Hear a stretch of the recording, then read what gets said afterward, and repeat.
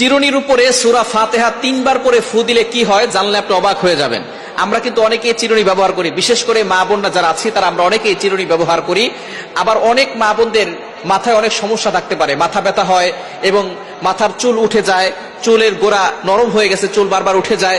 তো এই সূরা ফাতিহার ভিতরে আল্লাহ পাক রব্বুল আলামিন শিফা দিয়েছেন কিভাবে আমল করলে এবং চিরুনির সাথে আমল করে রাখলে আল্লাহ পাক রব্বুল আলামিন আপনাকে অসুস্থতা থেকে সুস্থতার নিয়ামত দিবেন এবং আল্লাহ তাআলা বিপদ আপদ থেকে হেফাজত করবেন, আপনি সুস্থ থাকতে পারবেন। এটা কিভাবে করবেন আমি এখনই জানিয়ে দেব। তবে সূরা ফাতিহার ভিতরে যে শিফা আছে এটা আমরা অনেকে জানি না। কোরআনুল কারীমের ভিতরে আল্লাহ পাক রব্বুল আলামিন শিফা রেখেছেন। আল্লাহ পাক রব্বুল আলামিন নিজে বলে দিয়েছেন 15 নম্বর পারা 9 নম্বর পৃষ্ঠার 2 নম্বর লাইন, সূরা বনী ইসরাঈলের 82 82 নম্বর আয়াত আল্লাহ বলছেন, ওয়ানুনাজ্জিলু মিনাল কুরআন মা হুয়া শিফাউ ওয়া রাহমাতুল লিল মুমিনিন।